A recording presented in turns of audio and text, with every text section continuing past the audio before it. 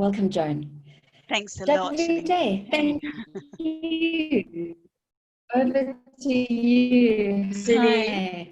Celine, I have a question. Yeah. Your voice is breaking up quite a lot. Do you think if you record it, that the recording is going to be intermittent because your signal is not great? I'm not sure, but Davide will be. Yeah, and probably the recording is going to be all right, because I don't know. I did recordings before, and I think, you know, even if the line is not too well, it should be going all right.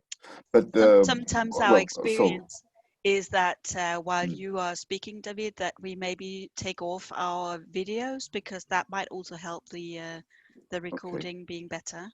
Okay. However, as you prefer. Are you okay with that, Davide? I mean, I hate looking at the blanks, but I mean, if you're okay with that.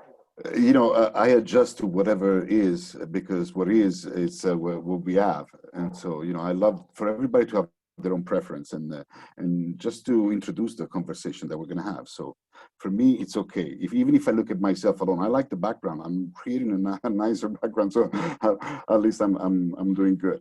So, thank you for having me, and with this topic, how we relate to the things we cannot change. And I think it's a beautiful topic, mainly now, more than ever, you know, because I've always worked with these things, you know, how do we respond to life? Because life is not about what happens to us, but it's about how we respond to what happens. And sometimes instead of responding, we react to things. And when we react to things, we enter in a spiral that sometimes sends us down and sucks up all our energies that we need to face the situation. So, you know, when we talked about this topic, I just looked around, and what I've done in these last 3 months with my clients, you know, with the entrepreneurs, CEOs, executives, and people that found themselves in the middle of something they couldn't control, they didn't have any control over, and they were just there looking at the situation. And I found that there were two main narratives that I believe were very, very interesting for me in this phase.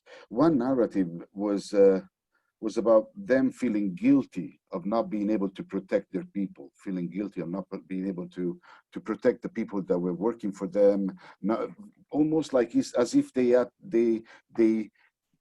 had to know what to do in this crisis. So a lot of them were feeling guilty about not knowing what to do. And on other people, the other narrative that I found very predominant was people judging how the government has been handling the situations, you know, and so guilt and blame were kind of the predominant narratives of the situation. And I think, you know, predominantly in this culture, like the Western culture, I see that in manipulations in families, in society, everywhere in our culture. I find that there's a lot of guilt and blame, and that way of relating to things. I believe it's a loss of energy, because we don't go anywhere with that.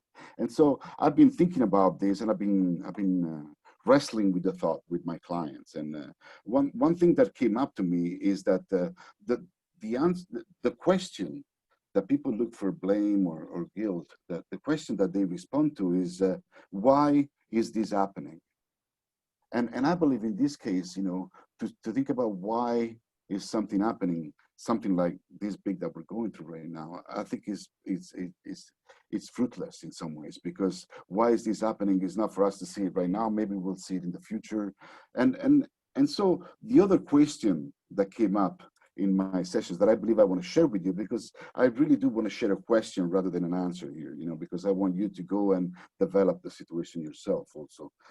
The question that I would put as an alternative to why is this happening, mainly in any kind of crisis, in any kind of situation that is it's a disaster, it's how can I use this situation?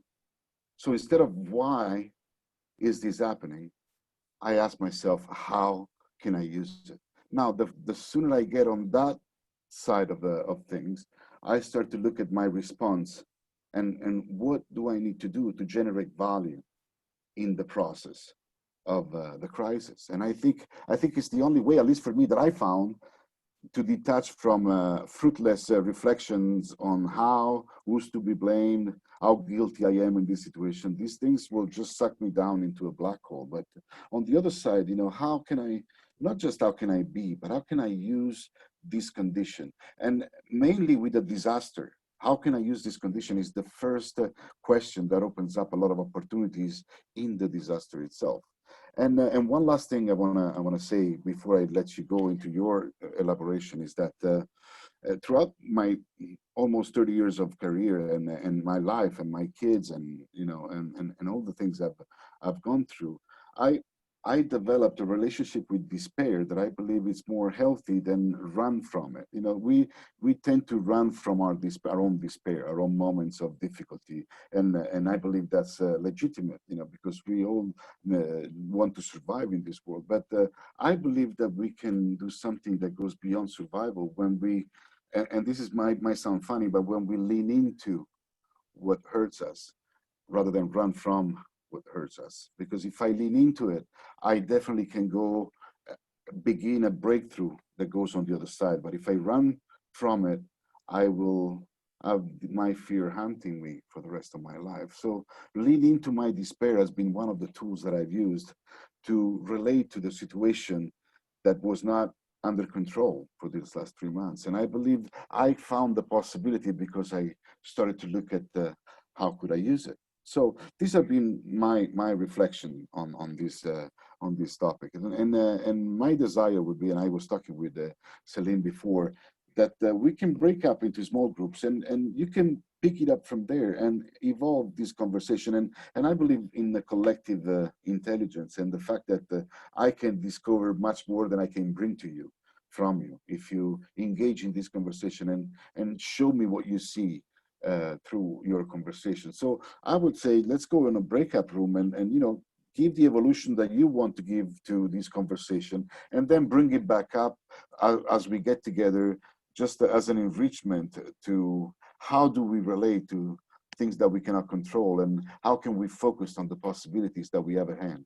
Yes. Can you unmute yourself? So I'm going to have to go. I'm terribly sorry. I've got a call coming through. All right. Take care. You too. No, Hello? we're listening to the call. Okay. Sorry. So what do we want to do? It's not a big group. We could actually stay here and I'd like to hear you also. You know, it doesn't seem like a group that needs to be divided. I don't know where you are in relationship to what you cannot change and how the situation is for you. So I don't know, Celine, shall we remain as this group, or do you want me to? Let's stay in this group. I think stay in the group, because I was going to suggest 2 breakout rooms, but perhaps let's stay in the group. Yeah. Okay. Fritz, do you have, because I have something to share, but I don't want to be the first person to share. Share, Celine, and I'll share also after you've done some sharing. Well, for instance, on Tuesday, I had heard some bad news, and I wasn't feeling myself, and I tried to just work and work. And then what happened was I just stopped, and for over 2 hours, I just lay on my bed, and I felt so much better. So that for me, Davide, as I was listening to you, I was like, that was just a small example of me leaning into my despair. I allowed myself to cry. I left a few voice notes, which then just let the tears come. And I felt so much better than just forcing myself to work. And if I may add to that, Celine, you not only feel better, but you can let it go instead of keeping it with you, because when you work and work and work, you keep it right here. You know, it stays with you and doesn't go away. But if you let it express itself, you go through it, you welcome it, embrace it as if it was pleasant. I know that sounds strange, but you know, there is some pleasantness into leaning into it. And I know it's counterintuitive for many, but I urge people to try this, because it's really the only way through. The only way to the other side is through things like that. And it's beautiful that you gave yourself time to do that. Yeah. In the same line, I just think about the lesson of when I had to learn how to ride a bicycle and a motorbike. you know, as you said, Davide, counterintuitive. When you go through a turn, you have to lean into the turn. If you want to go the other way, you're out of balance.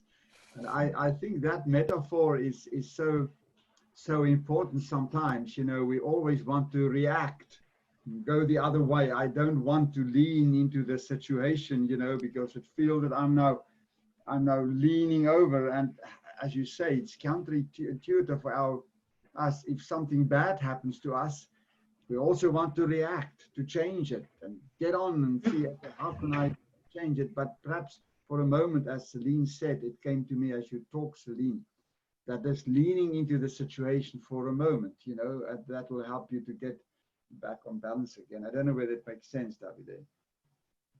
Yeah. I think that's a very good example. I haven't spent a lot of time on motorbikes, but that's always freaked me out a bit, how you have to, the more you lean in, because it's the opposite of what you want to instinctively do. Yeah.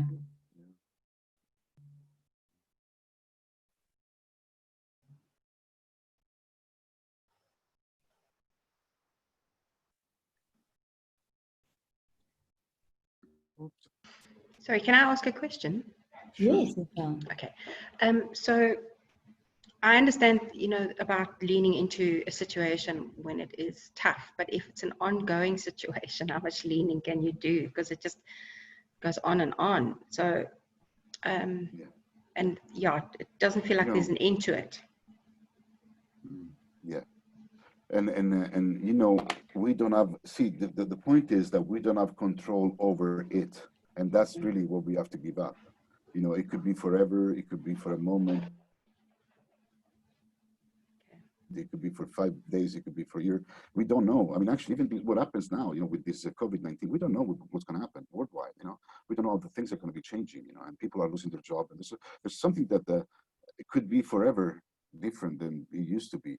The point is, I believe there's a, how can I use the very thing that I'm going through? Like now, you know, I not to say, but I just produced a video on my YouTube video with a woman. Is a friend of mine, is a client of mine. She has a daughter that is that has had a stroke in her mind before getting born, and now the little baby shouldn't have even walked. And now, basically, a long story short, she's 14 and she's painting and she understands 3 languages, but she doesn't move still. She's still disabled, but they are living a dream, her mother and her, by doing shows in Japan and United States and all around the world.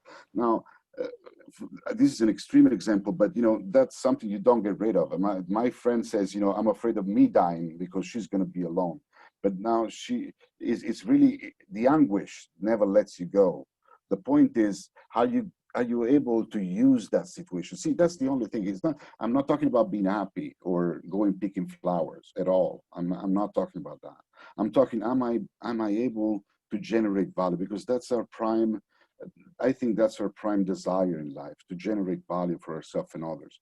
So if I can focus on generating value, what I'm saying is, even if I'm in a concentration camp, I can find some light. I'm not going to say joy, because there's no joy in suffering, but I'm going to say value, because I believe I cherish more for value than for joy, at least for myself. Then everybody has their own thing. But you know, I cannot rejoice in something that makes me sad, because I would pretend. But I can generate value with the sadness. Actually, there's a whole movie industry about sadness. You know, they make a lot of making sad movies. So you know, there is a lot that we don't know. But unless we ask the question, what can I do with it? Not when can I get rid of it, and not why am I have to go through it? You know, do you see the difference in the question, right? Yeah, I really love that, Davide, around, you can feel a lightness around something, so let it go. Don't let the heaviness weigh on you, but that doesn't mean that you accept it, condone it, and it's not like you're choosing to be joyful. I love that. I like that. And it makes me think of the expression, you can choose to have something happen to you or through you, or with you. So I've been trying to feel that COVID is not happening to me, but rather with me. for me, even, I think is the next step. Well, it's actually happening in spite of you. What are you going to do with it? It's going to be your responsibility. How you respond to what happens is your life, is your experience of life. In fact, I would say it backwards. The experience of life you have is the consequence of how you are responding to the circumstances around you. Yeah. And that's a beautiful thing if you think about it. It's hopeful because you then can change your experience of life by changing how you respond to the circumstances. That doesn't mean you're going to become happy. I'm very careful about that because people look for happiness, and I lost that goal. You know, I'm not looking for happiness anymore. I'm looking for moments of joys, connection with people, intimacy, and even pain together. Whoa, gee! I mean, I don't know if you have had difficult moments with somebody. Those are the best, the most beautiful, the most intimate moments with that people, and they remain very close to you for the rest of your life.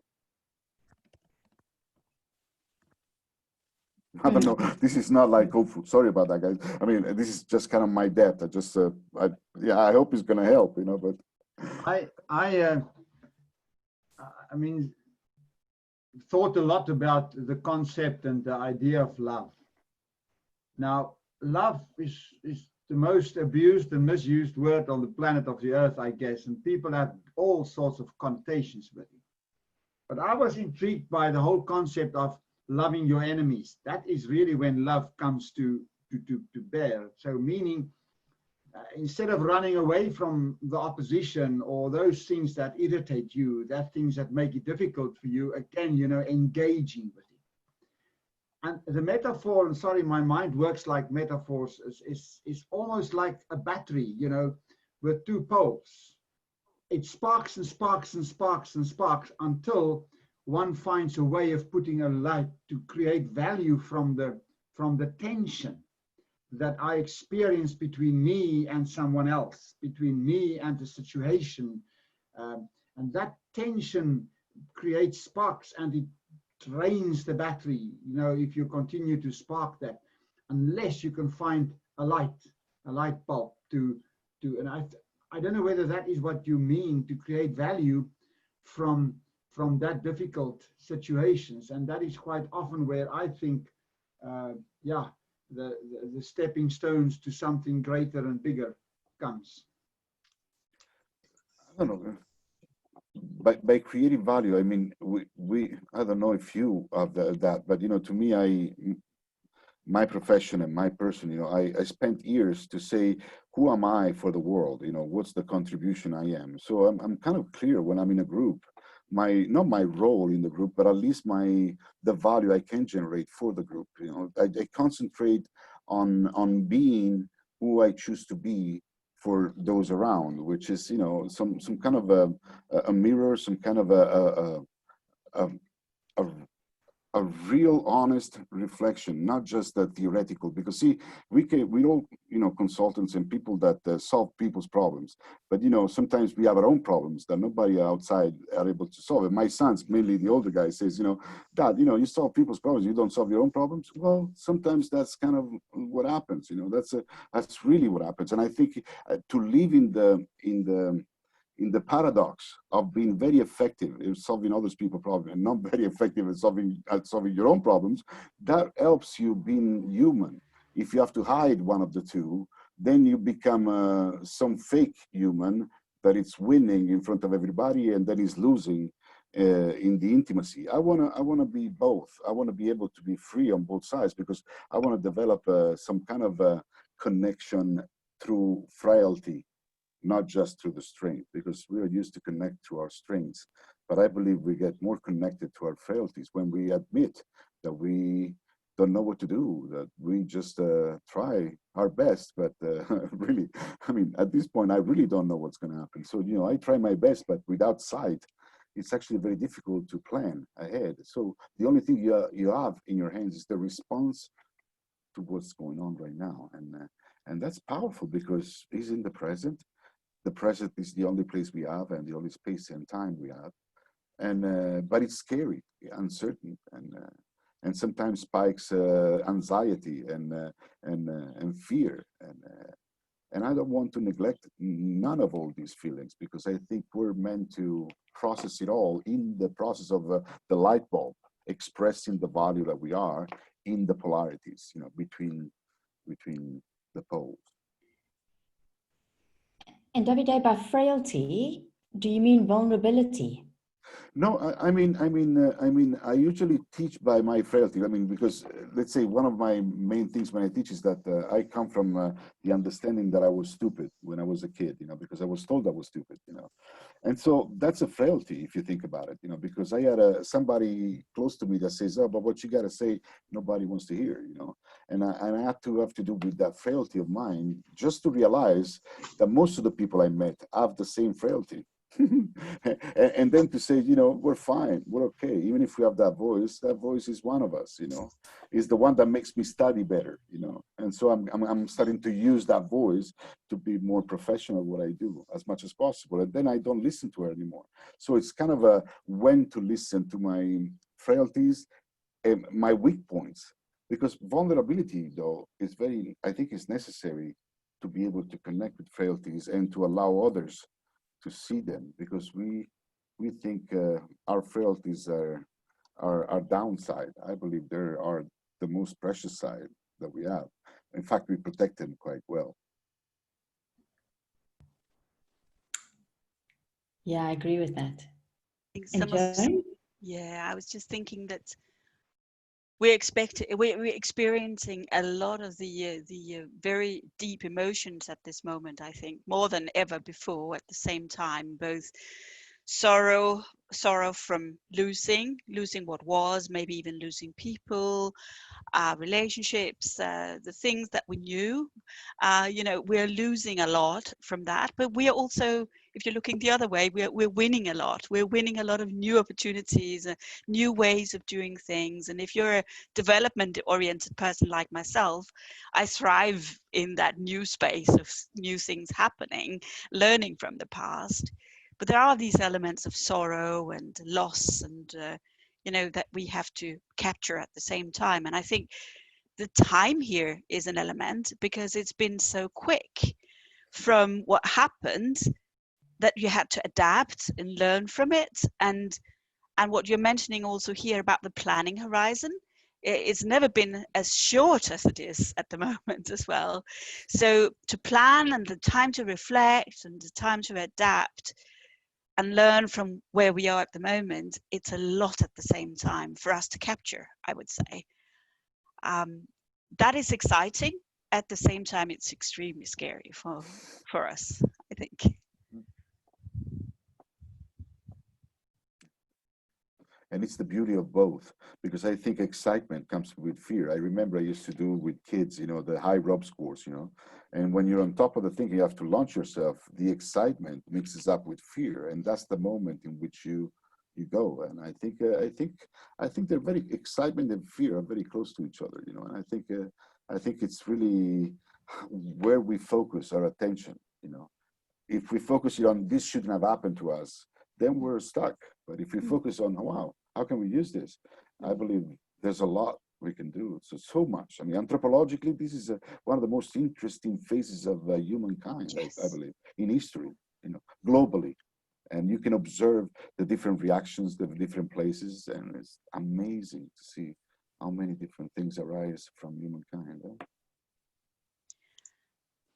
And leadership as well, looking in the world, seeing how different even political leaders act and respond to what is happening and how they communicate. It's exciting to analyze all of that as well. I mean, coming into this, coming out of this, or where it's taking us. It's really exciting times, and it's the paradox has become so clear. And what you said before about the fear and, you know, the excitement of new things, I'd never thought about that paradox being so, it was so close to each other. Now we suddenly start to understand these things, at least understand that there is a similarity, or it is, you know, related. And the good news is that we are experiencing it. We're not learning it from the books. I believe this is the best, you know, the phenomenological approach to situations. I think is the most experiential, obviously, but the most, the one that you can interiorize the most. So if we don't resist what's going on too much, and if we make wise choices in the process, I think we're going to be, you know, in an interesting phase. We're going to enter into an interesting phase, but it's unknown, and that excites me also, and it scares me. Davide, may I ask a question, like around being practical? So like for me, day to day, what would you say would be something we should not resist? And then the other thing you said, oh, I just forgot. You said two things in that sentence. Not to resist things. And I think you implied to make different choices. I mean, on like a practical day to day, what does it mean? Besides, like I mentioned, me allowing myself permission to cry and release a feeling. Are there other practical examples? Yes. Well, to me, when something happens, as I was saying, you know, when something that we don't like, even something that that somebody does, or something that happens, you know, that we don't like, that's I believe, you know, we automatically go to something.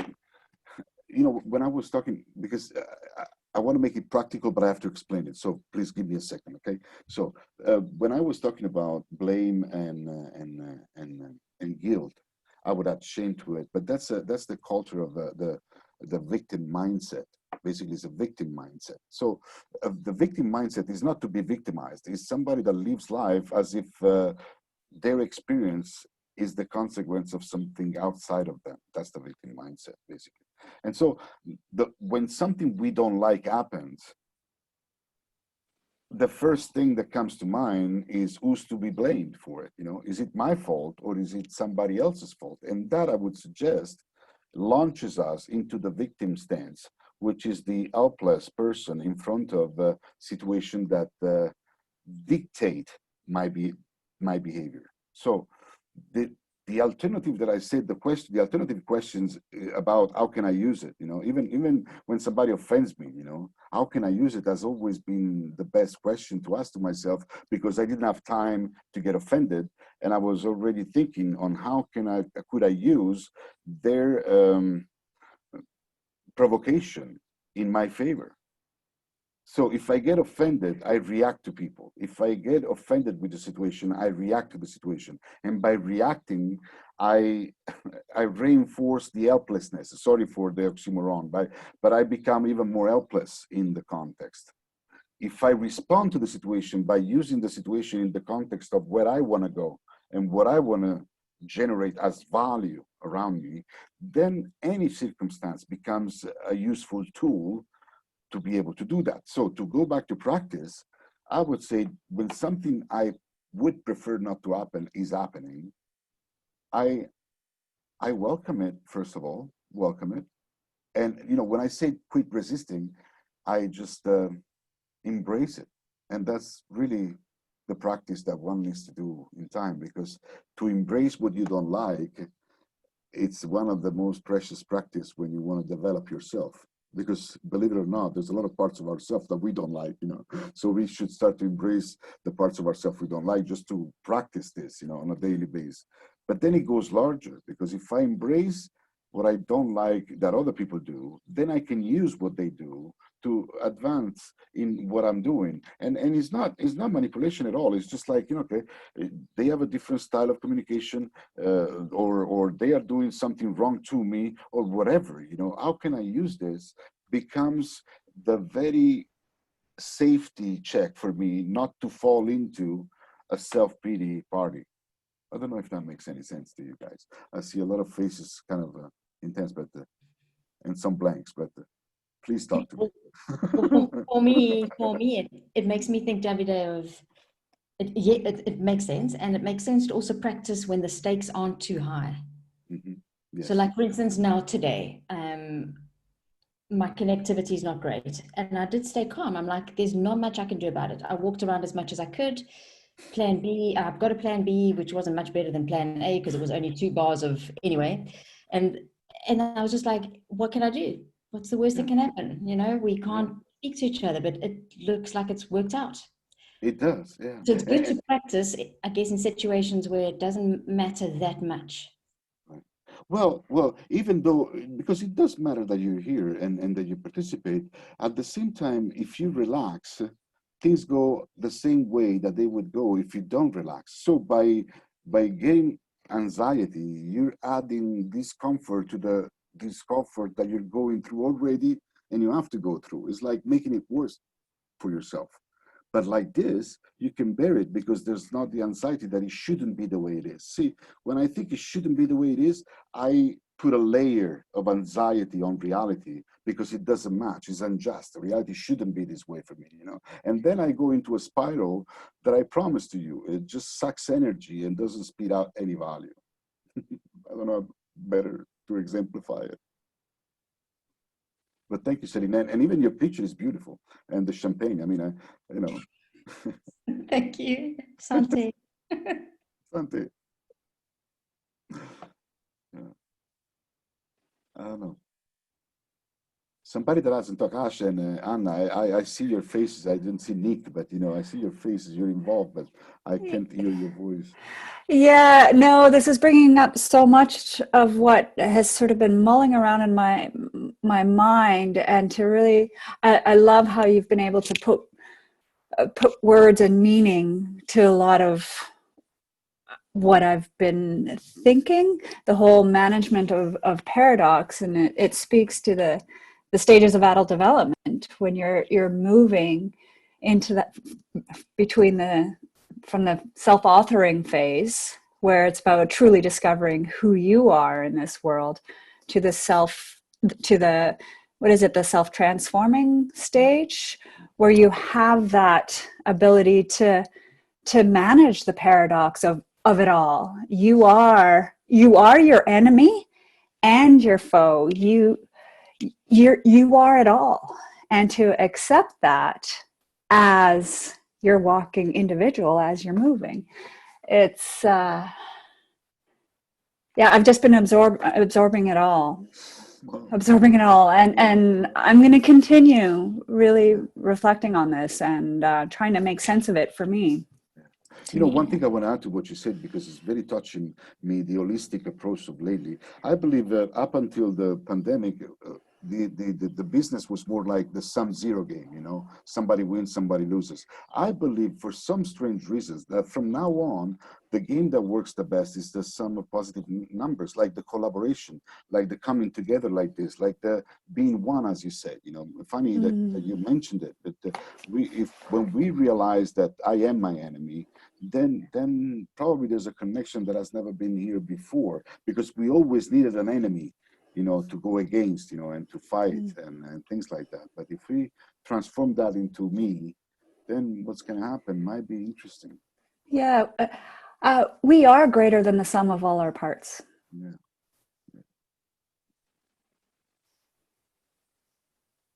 Yeah. Thank you. Oh, that's large. There's a lot of stuff there. Yeah, it sort of, it really adds on, like Keegan and Jung and everything that they've wrote about. We are now living it. Yes. The experience. Yeah. Yeah, it's interesting, Anna, that you mentioned Jung, because one of the things I did when I wasn't feeling myself on Tuesday was I listened to a podcast called The Jungian Life, and there's 3 Jungian psychotherapists who are just a delight to listen to. The 3 of them are great friends, and they were talking about this topic, resilience. So I'm not sure if anybody else is familiar with the podcast. I'll share the link. Yeah, please do. Yeah. And resilience, since you mentioned it, it gets activated in difficulty. So I think that's another thing that we all have, but we keep it at bay. You know, we don't activate it until life brings us in front of something that we think is bigger than us. And I believe now is the time to resilience activation. And if we don't resist what's going on, and we realize that we were meant to be alive now and to take care of our life now, then at that point, I believe resilience kicks in, and we become better than we can ever think we can be. And I've seen it in situations that I've acted much more precisely than I thought under pressure. And that was very interesting, because I didn't think I could do it. But, once you give yourself permission, you can do a lot of things. I know those are phrases that we hear, but the experience of this pandemic, I think, is making a lot of things more real, more tangible. So it's good to say it in the right moment, because this is the right moment, I think. When I used to say it in the 90s, nobody would, resilience, would people go like, oh, siderurgic, is that the iron thing? Nobody would really connect things, together. So I believe now is the time for a lot of terms that we've been using for years and years to become alive. In the VUCA world, just to say another term that has been used for years. It is interesting that the latest Deloitte report that came out on human capital trends that came out yesterday or the day before, last couple of days, also mentions that the one biggest challenge in the new world of work and for leaders is how to manage paradox. And I think that is what we are talking about now. So a life skill to lean into your situation instead of resisting it, to seek for value in the valueless, and to create something new. And I think that this time will go down in history as a moment for stepping up into something new. And all of us are excitingly part of that, with all the pain that we carry with us. But the pain is not the stumbling stone, but the stepping stone that will take us to our grounds. And I think, one would not have loved to live in any other time. I see Isaac Newton discovered the law of gravity, or defined it in the time of the big depression, or what that they had in the world at that time. Yeah, I love that, Fritz. It's true resilience, or holistic resilience, is developing your integral mindset, the holistic, transformed mindset, where you have the ability to hold opposites that are in tension, be it conflict and business complexity, but to hold those opposites in tension. And like you said, Davide, create value through responding rather than reacting. Create value from that creative tension between the polarities. Yeah. So rather than looking at A and B, what can you create from the tension between? I used to play guitar and sing in my young days, but when you look at a string, you are the tension, the right tension has the right sound. It's not that there shouldn't be or there should be. You go at the tension that it's appropriate for the sound that you want, and I think that's what we need to learn. We need to learn to keep the appropriate tension, the needed tension, to make it productive. Because too much is too much, too loose is too loose. And so the practice from now on, I believe, is to be able to hold the appropriate tension between the opposites. That's beautiful.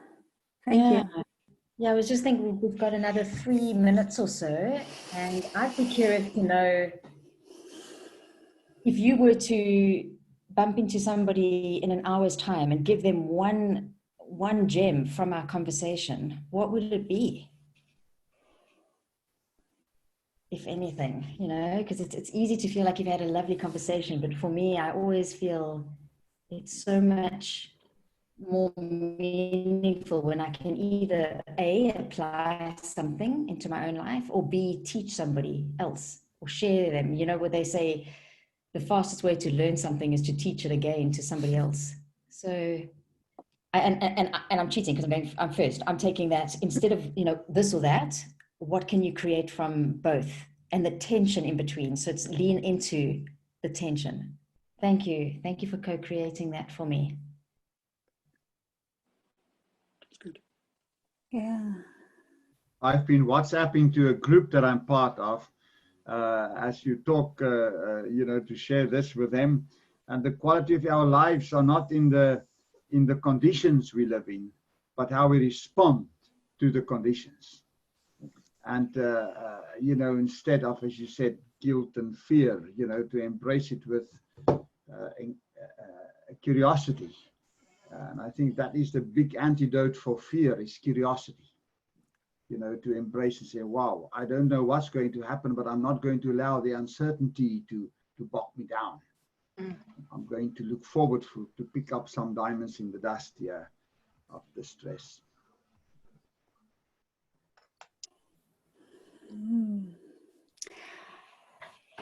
Yeah, what's really coming up for me is really tapping into the creativity component of who I am and the people I work with. When you work with a lot of technical mindset individuals who are struggling to find that innovative edge, it's try and put words to this creating from the tension between to that group is going to be, it's going to be a challenge where they are formula driven. And I'm going to take on that challenge. Yeah. Good. So thank you.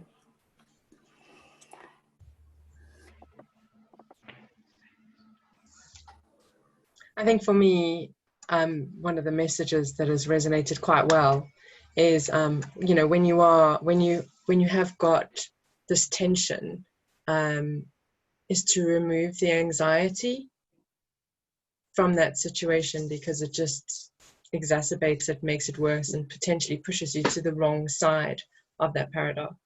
So yeah, that's quite it was a really good statement, and it's kind of hit home a little bit as well.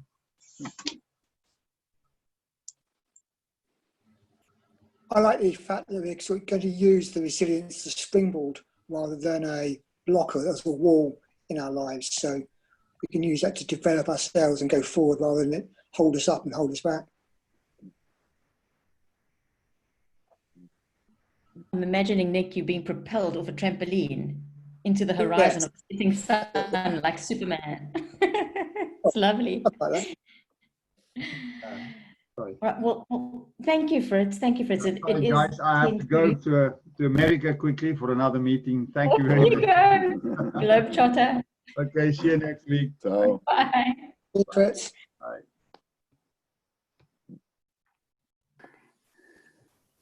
Wonderful. Well, does anybody have a closing remark? Does anybody want to share something before we go off into the rest of our afternoons or days? Anna, sorry, I forget, it's your morning. Yeah.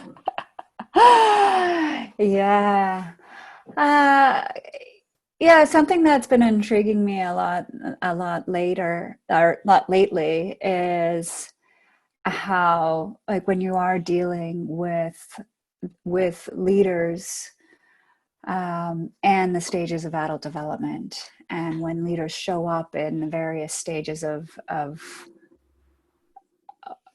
mindset, developmental mindset. And I'd love at some point in this cafe to, if any of us know any, I hesitate to use the word expert, but what is an expert?